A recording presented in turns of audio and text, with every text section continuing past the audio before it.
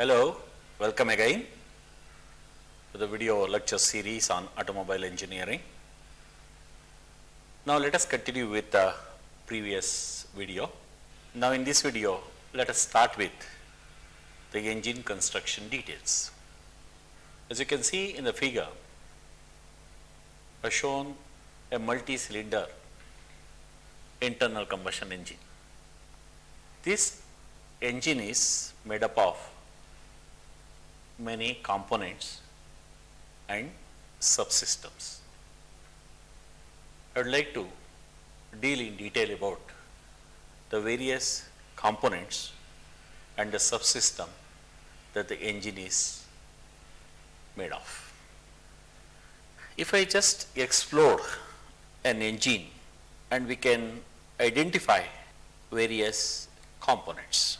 Here you can see there is engine block. In the engine block, you can see here these are cylinder sleeves. It's a 4-cylinder engine block. Over that you have a gasket. Over that you can find a cylinder head which accommodates the valves and valve drive systems, so on. Then of course over that you will have a cylinder cover. Below the cylinder block again you can find a oil pan gasket, and there is oil pan here where this will be filled with lubricating oil. So inside the cylinder you will find piston, connecting rod. Piston will be connected to the connecting rod with the piston pin. Then the other end of the connecting rod will be connected to crankshaft. So all these things will be accommodated here that you can see in the subsequent video. You have the inlet manifold.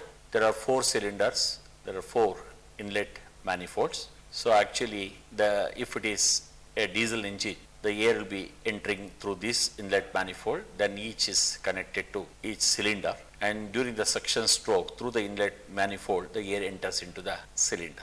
Then of course I have not shown the fuel supply, the injection system and all these things here. So because I would like to show this in a subsequent video. And also you can see here the exhaust manifold. So for each cylinder there is one port. So this whole thing we call it as an exhaust manifold. Here I have just shown the main parts that constitute the engine. Now let us look into this video where we can see and how exactly the engine can be assembled.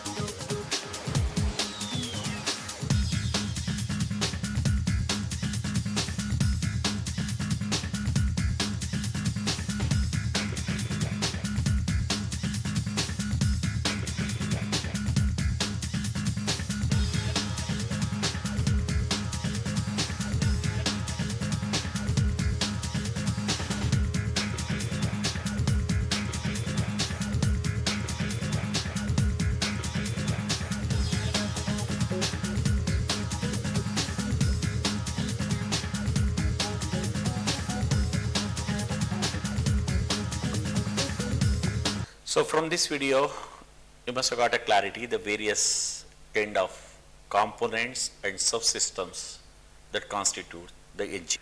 You must have got the clarity about few components and probably some of the components that they have been used here for making this engine. So not the clear-cut explanation has been provided, but in due course I'll be introducing all those systems. Now let us understand the various engine parts, the material out of which they are made of, and what is the manufacturing method that has been adopted making those components. This is the cylinder block which you have seen in my previous slide as well as in the video. Normally a cylinder block is made of cast iron that makes the engine very heavy. Nowadays aluminum alloy or aluminum alloy steels are used. Particularly aluminum alloys are used for making cylinder blocks. Normally they adopt either casting or forging or machining method. For example, I would like to show how exactly a cylinder block is manufactured with this video. The engine block is the largest single piece of metal in a car and also one of the most intricate. It houses and links all the engine components, such as the cylinders and pistons, and it contains passages for circulating coolant. The engine block is where combustion converts into mechanical energy that drives the transmission, propelling the car.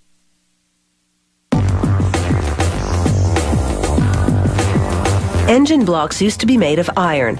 Today, most are made of lightweight aluminum alloy for fuel efficiency. An engine block is a one-piece component cast from a sand mold. To make the mold, the factory mixes glue and a hardener with zircon sand. This combination of materials can withstand the intense heat of molten metal, but only for one casting. Each mold is made up of sections called cores that fit together. To make each core, a machine blows the sand and glue mixture into a master mold made of iron. It injects a gas that activates the hardener, which solidifies the mixture. This is the base core to which the other cores will attach.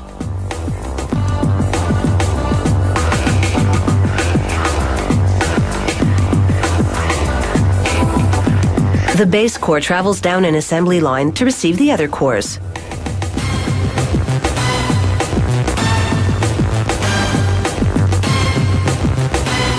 The next core molds the engine block's cylinder bores, which will house the motor's pistons.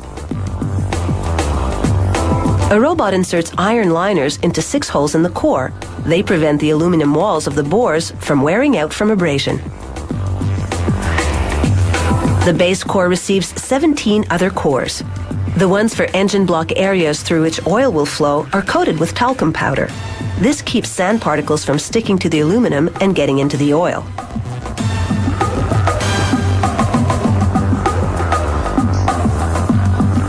The machines glue certain cores so they'll stay intact when the robots flip them upside down and attach them to the rest.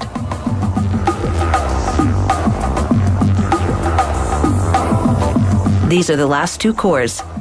The mold is now fully assembled and ready for casting.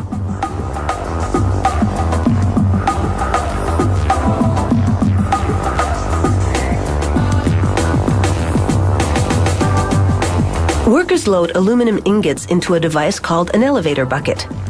It positions them above the jet melter, a gas-fired furnace.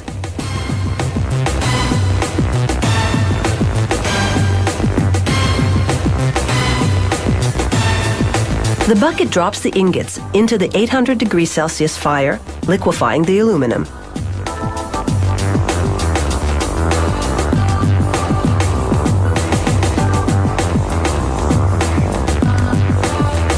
Just before casting, they heat the cylinder bore liners using high-frequency electric current. Aluminum will bond better to hot metal. They fill the molds from the bottom to avoid contaminating the metal with aluminum oxide.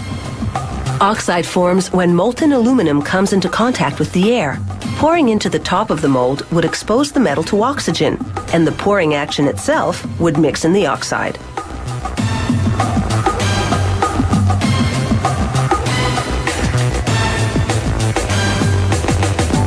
After the casting, the molds spend 6 hours in what's called a thermal sand reclaim oven. That breaks down the glue so the sand falls away. The heat also strengthens the metal. The cast aluminum engine blocks emerge, needing just some minor finishing. Robots turn them upside down to spill out loose sand.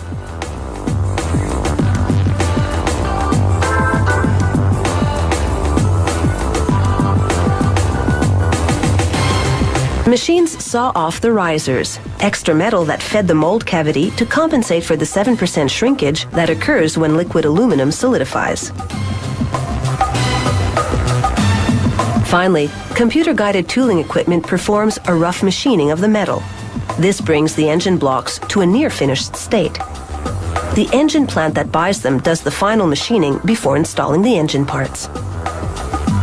Every engine block this factory produces passes through an automated vision system that inspects the engine blocks to ensure they have no defects whatsoever.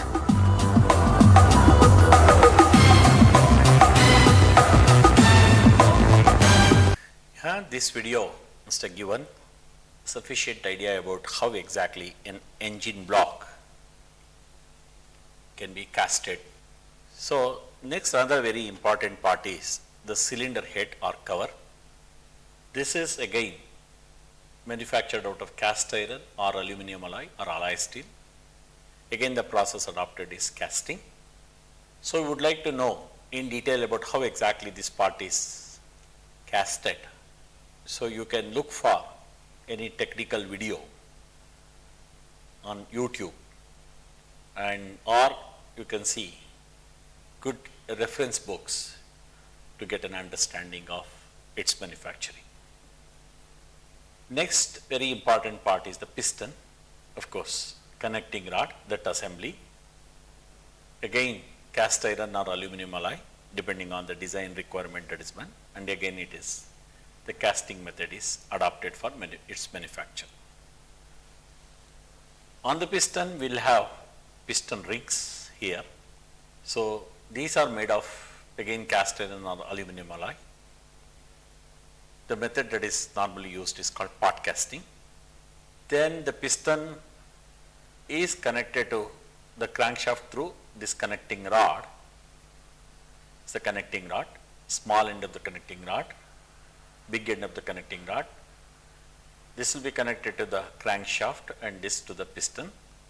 This steel or aluminum alloy it is made of, and normally the process adopted is forging. From the power will be transmitted from the piston to the crankshaft. This is the crankshaft part. This crankshaft is made of, either it is made of cast steel or forged steel or alloy steel. The manufacturing method that they adopt is casting or machining.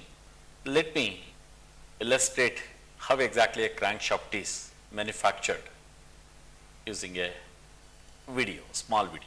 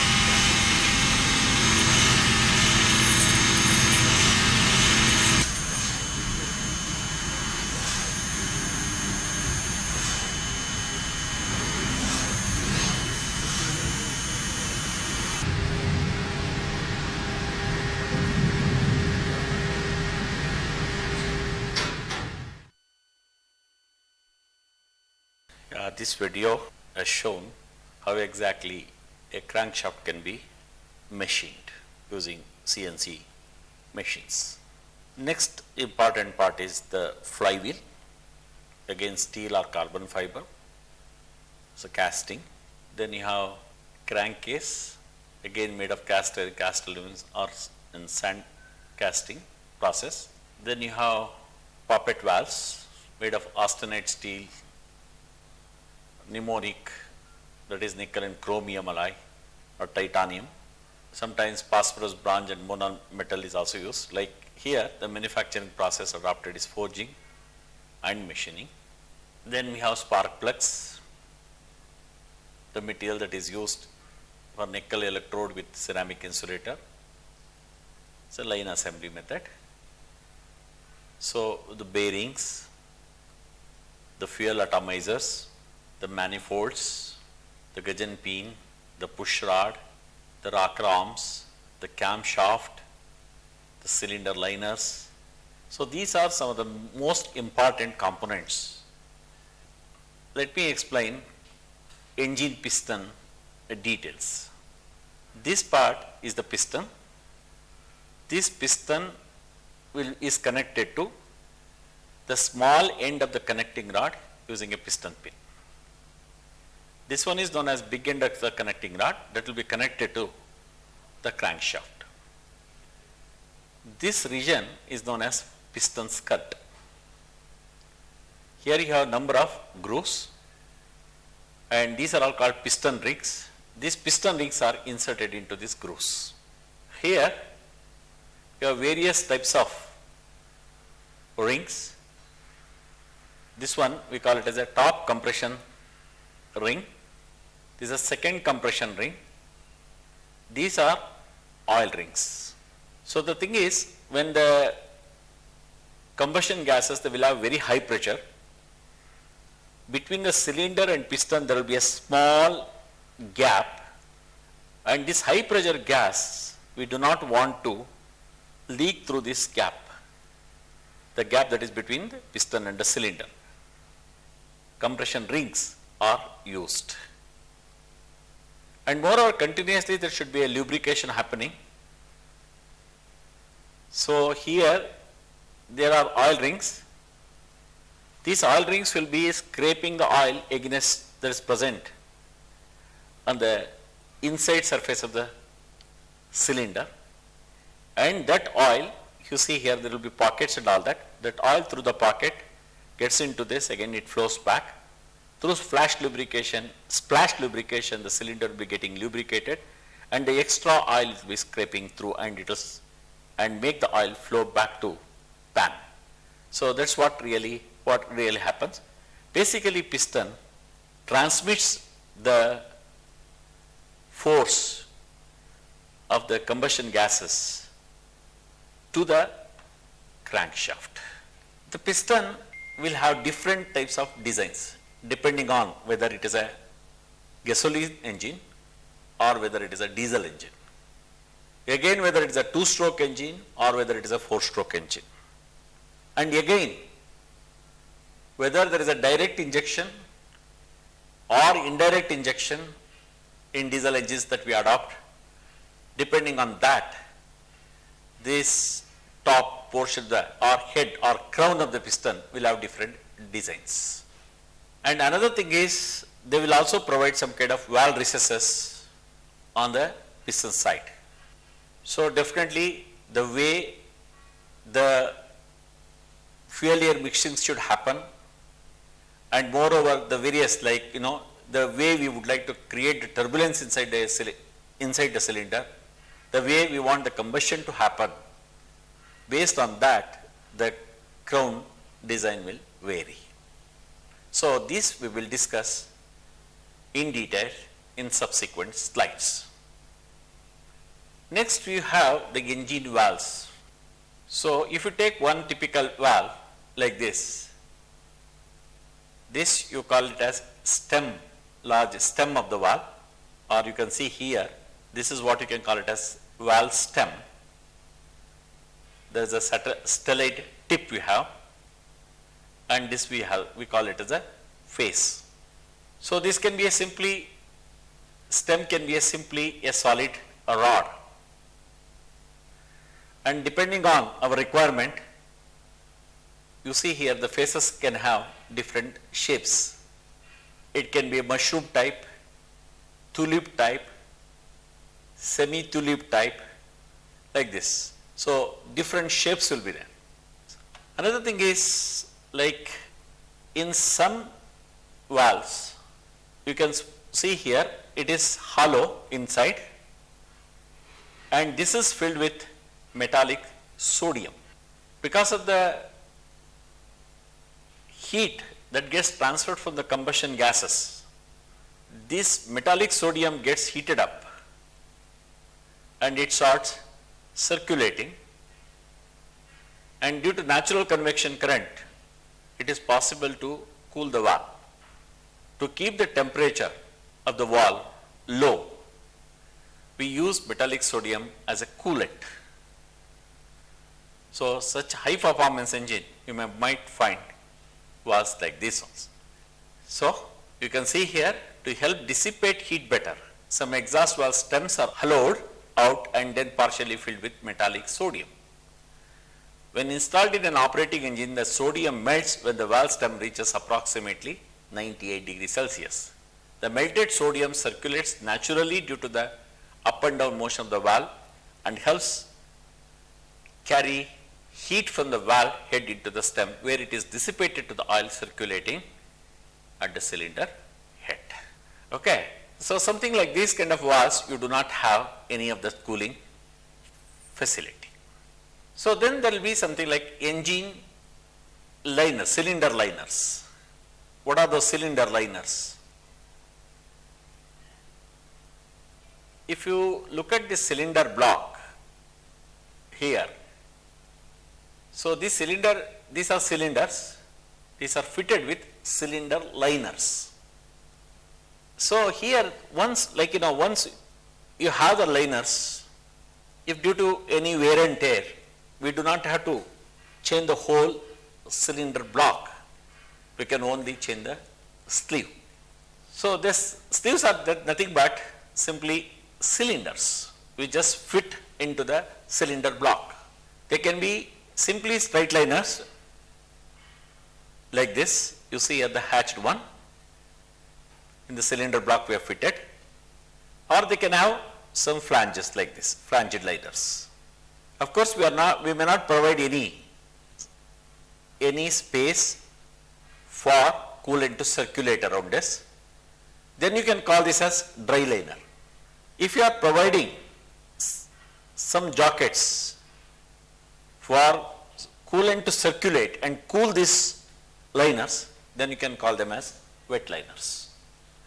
Thus, you can have dry liners and wet liners.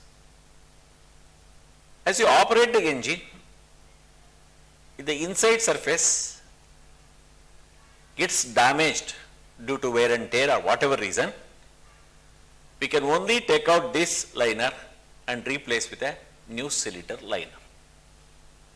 So that's the reason why we use liners. Now you see here, engines will have valve operating system. So there are various types of valve operating systems. It can be overhead valve type.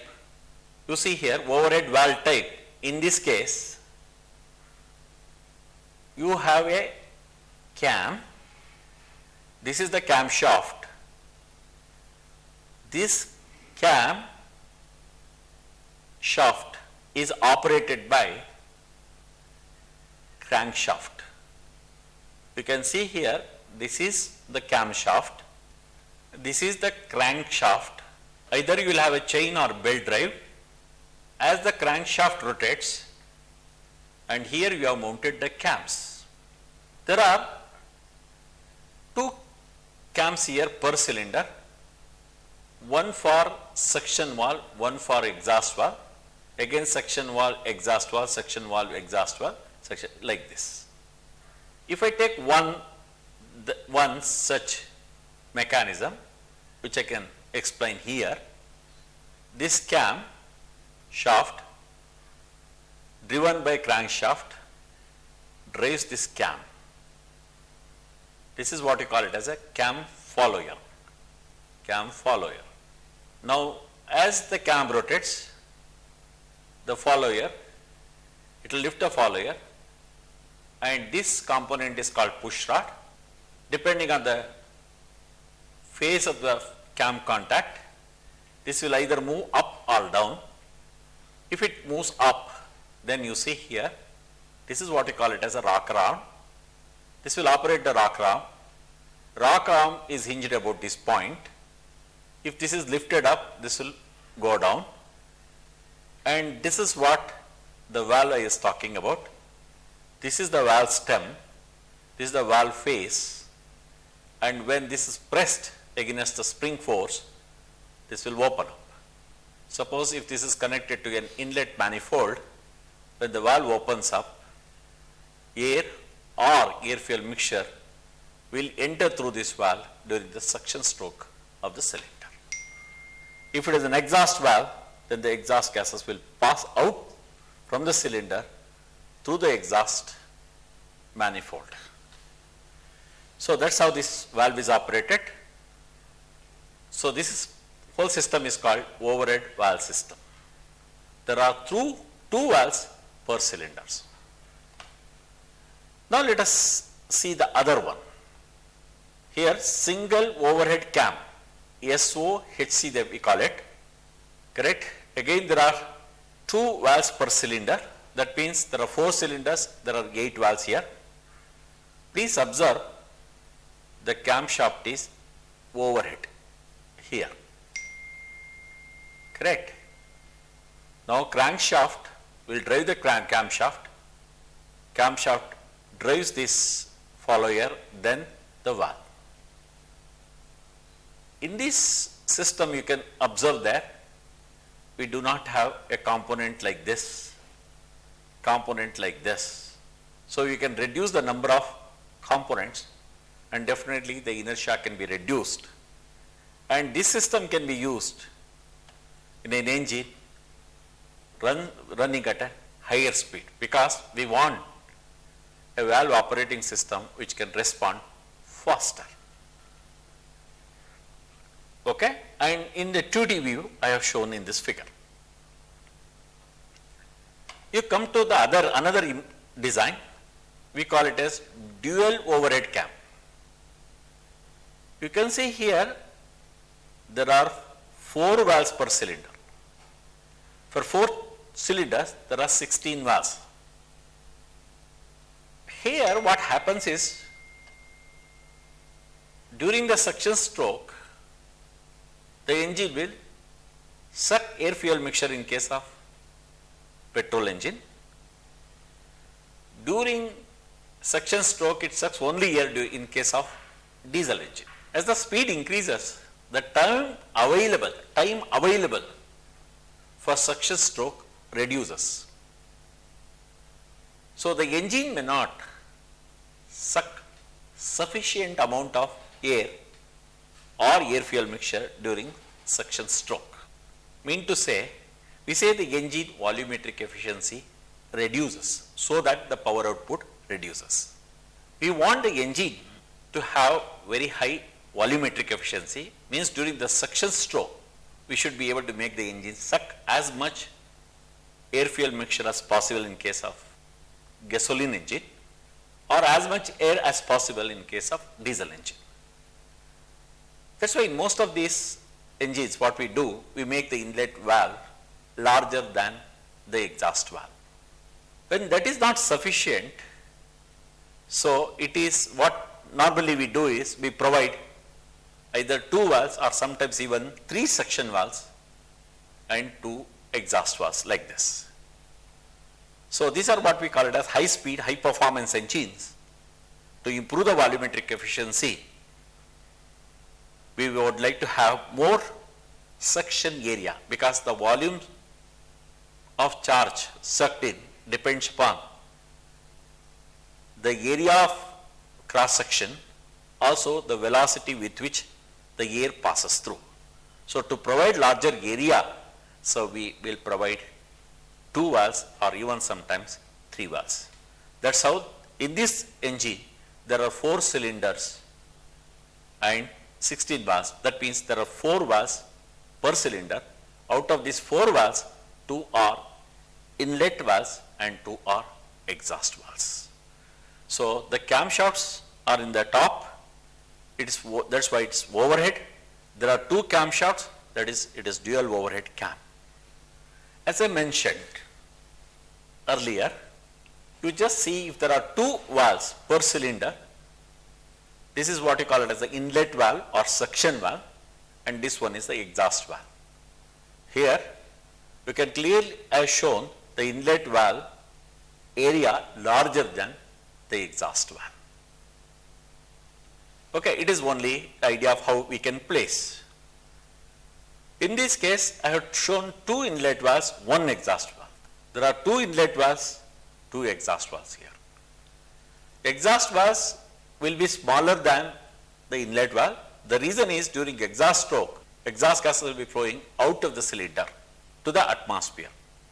So the pressure inside the cylinder will be quite high, and the pressure difference across the valve is quite large, and the gases will flow out with larger velocity. So even if you have a smaller area, it's good. Moreover, from the heat transfer point of view also, continuously the exhaust gases will be passing through the exhaust valve and it gets overheated. If the exhaust valve is large, then its mass is going to be large, and the amount of heat it can store, MCP delta T, will also become large. And if it gets too overheated, it may start acting as a spark plug in case of in case of spark ignition or gasoline engine. So we provide smaller exhaust valves, but we provide a larger lift. So this already you have seen how exactly in the animation, how exactly these valve mechanisms operate. Right? Same, this valve mechanisms only are shown in the 2D, that's all the thing. Now the thing is the timing part of it. What is the timing part? If you take a 4-stroke engine, first stroke 180-degree rotation of the crank, it is suction stroke. Next 180-degree rotation of the crank is the compression stroke. Next 180-degree rotation of the crank is power stroke. Next 180-degree rotation of the crank is exhaust stroke. There are 4 strokes and 2 revolutions. In 2 revolutions, there is 1 suction stroke and 1 exhaust stroke.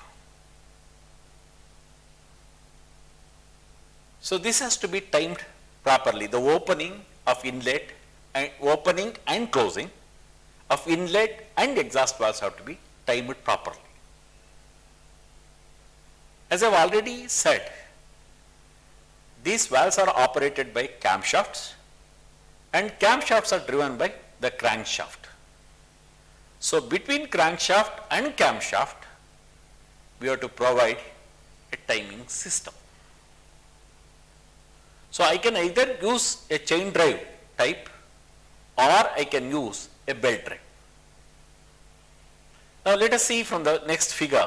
Here you see here, you have the crankshaft and here you have the camshaft.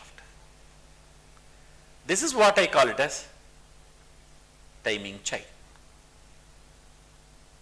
You see the diameter of this is 2 times the diameter of this.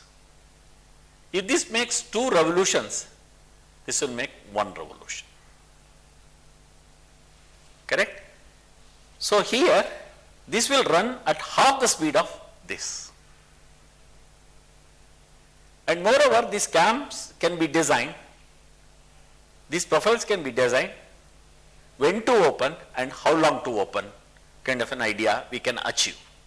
So this way, we can control the opening and closing of these valves.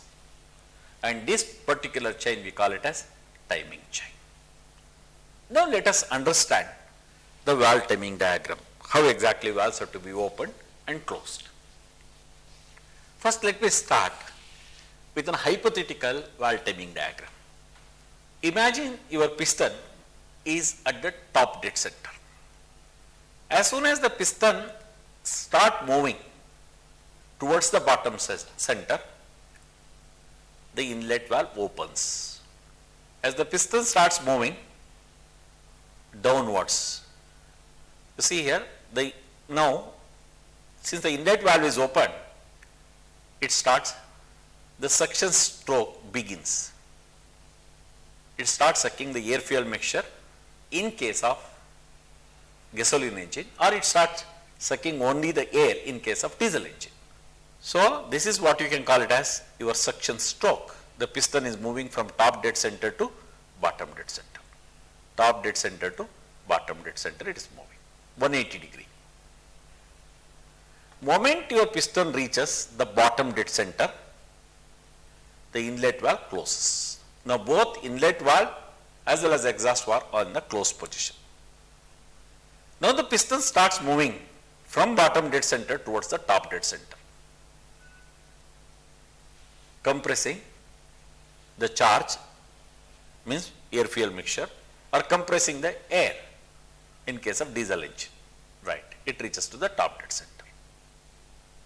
Now the pressure, temperature of the mixture or air is high. At this point a spark is passed if case of gasoline engine. Immediately the air fuel mixture gets ignited. Suddenly the pressure will rise, correct? Then these gases exert force on the piston and the piston will start moving from top dead center to bottom dead center, and we call this as a power stroke, and this power is transmitted to the crankshaft. At the end of this stroke, exhaust valve opens and the piston will start moving from BDC to TDC, pushing all the exhaust gas out of the engine cylinder. Again, the inlet valve for the next cycle opens. This is what you call it as hypothetical valve timing diagram. What are the limitations of these things? We are imagining a valve which can open instantaneously and closing instantaneously. It is very difficult for mechanical valves to do that, right? That's a very difficult proposition. Moreover, if they do also, it's very noisy, and moreover, they wear out very fast. There are fluid dynamic advantages. We are not making use of that. If you operate like this, the engine may not have very good volumetric efficiency. So we have to make a provision for the valves to open gradually, valves to close gradually, and also achieve very high volumetric efficiency. For that, it is necessary that we start opening the valves, inlet valve somewhere here, close the inlet valve somewhere here, and open exhaust valve somewhere here, and close the exhaust valve somewhere here. So what it means, let me show you this in the next figure. Look here, this is the top dead center, bottom dead center. I am opening the inlet valve before the piston reaches the top dead center. Assume that it is executing the previous exhaust stroke. The piston is executing the exhaust stroke of the previous cycle. Before it reaches to the top dead center, the inlet valve is made to open. So you see the cam gradually opens. So it will start opening. By the time the piston reaches to the top dead center, the inlet valve would have completely opened. Correct? Now it is completely opened. It will start sucking the charge, right? Now it is, the area is completely open. Now it starts sucking the charge. Now the piston is moving from top dead center to bottom dead center. As it moves from top dead center to bottom dead center, inside the cylinder there will be a pressure drop, and outside in the inlet manifold, outside pressure is higher than the pressure inside the cylinder. Because of this pressure difference, the charge start entering into the cylinder. Like this. This is the suction. Moment the piston reaches the bottom dead center, we are not closing the inlet valve. The reason is the charge is entering into the cylinder. There is inertia, on its own inertia it is entering into it. So as the piston starts moving, now gradually the pressure rise happens, but still the pressure is below than that of the outside pressure. So because of the inertia effect, it continue to enter into the cylinder. Once this pressure rises above that of inlet manifold pressure, it is better close, otherwise reverse flow will start happening. So we close these things. So now the suction stroke is not only 180 degree, it is more than 180 degree. If you see this figure, we are opening around 21 degree before the top dead center. 21 degree, this 180 degree plus another 51 degree. That is what exactly we do, and so that the engine will be able to suck sufficient amount of charge into the cylinder. So that we can achieve better volumetric efficiency. Volumetric efficiency means to say, suppose D is the bore of engine cylinder, L is the stroke length, then pi by 4 D square L is the volume the engine cylinder can take. So if at all it sucks less than this air, then actual volume of air or actual volume of charge it has inhaled to the theoretical volume, that is pi by 4 D square L, what you call it as a stroke volume, that ratio we call it as volumetric efficiency. We want that volumetric efficiency to be as high as possible. Correct. Now here the inlet valve closes. Both inlet valve and exhaust valves are in the closed position. This is what we call it as the compression stroke. So before the completion of the compression stroke, ignition happens before the top dead center. In a spark ignition engine, we pass the spark at this point. The idea is that once the pass spark, immediately a flame front will not appear. It will take some time. Then a flame appears, the combustion start taking place, so that we want the maximum pressure rise to happen somewhere after a few degrees after the top dead center, so that smoothly on the piston, and so that the piston can move very smoothly and execute its power stroke. So this is what we call it as a power stroke. Before piston reaching the bottom dead center, means completion of the power stroke, the exhaust valve is opened. The reason is that now the gas pressure inside the cylinder is slightly higher than the atmospheric pressure. So because of the pressure difference, the gases on their own flow out of the engine cylinder. We do not have to spend or do work on pushing the gases. Definitely we are going to get some amount of work by expanding the gases till bottom dead center, but the engine has to do some work on pushing the gases out of the engine cylinder. Whatever work that is possible to get here, more than that work is required for pushing the gases. That is the reason the exhaust valve is opened before the bottom dead center. So now the exhaust stroke start pushing the gases as the piston moves towards the top dead center. In the meantime, the inlet valve opens for the next cycle. So from one side, the fresh air or fresh charge will be entering, other side the exhaust gas will be flowing out. You can have a good scavenging effect. And thus now the exhaust valve opens after the top dead center, and the cycle continues. So in this figure I have given approximate angles for inlet valve opening, inlet valve closing, exhaust valve opening and exhaust valve closing. See, the biggest issue over here is In a mechanical system, the valve opening and closing angles are fixed. Exhaust valve opening and exhaust valve closing. See, the biggest issue over here is, in a mechanical system, the valve opening and closing angles are fixed. This kind of system works perfectly all right at particular design conditions, particular speed of the engine. If I increase the engine speed or if I decrease the engine speed, whatever angles that we have fixed. Now let us see if the engines, now let us see for at a particular engine speed, let us say an engine is running at 3000 RPM. This is the inlet valve opening angle and inlet valve closing angle. Suppose I increase the speed to 4000 RPM or 5000 RPM. So I should get the same amount of time for the air to enter into the engine cylinder. So I have to provide the same amount of time, means to say, instead of opening the inlet valve here, I must open the inlet valve somewhere here.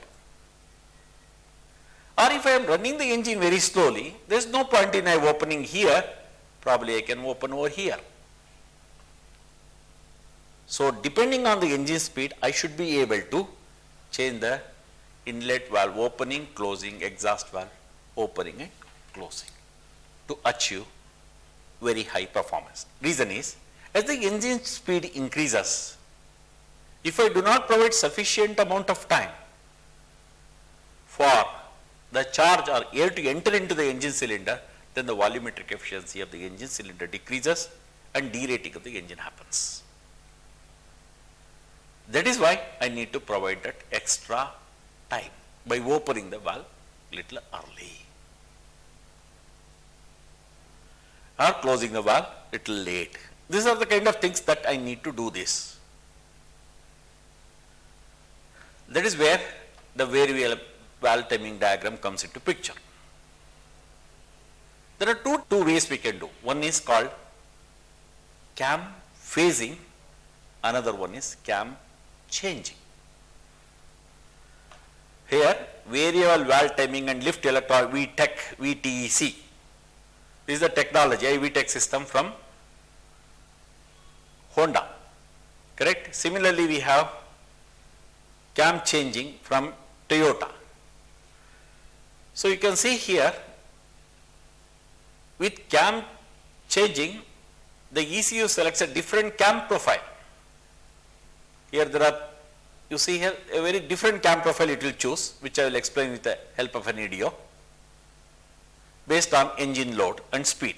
In a cam phasing, an actuator rotates the camshaft changing the phase angle. Here the phase angle of the cam itself, it will change. Okay? In Toyota system, we change the cam profile itself. Here we change the phase of the cam. I will clarify with the help of a video. Valve overlap is the amount of time the intake and exhaust valves are both open at once. Less overlap produces a smooth idle and more slow-speed torque, but poor high-speed performance because there's not enough time for complete scavenging to occur. More valve overlap allows better engine breathing at high speeds, but poor performance at low speeds, rough idling, and higher exhaust emissions. Engines with fixed valve timing can only operate most efficiently at one specific speed. Engines that can vary valve timing and/or valve lift can operate efficiently at a wider range of speeds and deliver better performance at high speeds with a flatter torque curve. There are two types of variable valve timing, or VVT, cam phasing and cam changing. Cam phasing VVT varies valve timing by shifting the phase angle of the camshaft. At high engine speeds, the inlet camshaft phasing can be rotated in advance to enable earlier intake, increasing the amount of valve overlap. This is controlled by the engine management system and actuated by hydraulic valve gears. Phasing change is either continuous or fixed. Continuous systems normally vary the phasing angle between 0 and 40 or more degrees according to engine load and speed requirements. Fixed phasing systems alter phasing by a specific angular value at a specific speed and load condition. Single overhead camshaft engines can use cam phasing. However, double overhead camshaft engines can receive greater benefit from phasing change VVT, as the intake and exhaust camshaft can be controlled separately. Some manufacturers choose to alter phasing on both intake and exhaust camshafts, but it's also common that only the inlet camshaft is phase controlled, with the exhaust camshaft fixed. Cam changing VVT uses different cam profiles to lift the valves depending on engine load and speed. One common system uses 2 rocker arms for normal operation on its 2 intake valves, with a third, higher profile rocker arm between the other 2 arms. At engine speeds above 5,000 to 6,000 rpm, the engine ECU activates an oil pressure controlled pin that locks the 3 rocker arms together. The center rocker arm follows a larger and more aggressive profile, transferring its movement to the intake valves, which now open further and for longer. When engine speeds fall below the threshold speed, oil pressure is removed from the pin and a spring deactivates the pin. The rocker arms are no longer locked together, and the valves are controlled by the less aggressive outer lobes. Cam-changing VVT can also be used in a similar way to deactivate a second intake valve at low engine speeds, increasing the velocity and swirl of the air-fuel mixture as it enters the combustion chamber. Throttleless valve control engines do not use a throttle butterfly to control engine power. Instead, intake valve lift is controlled to between 0 and 10 mm, or 0.39 of an inch, by the engine management computer.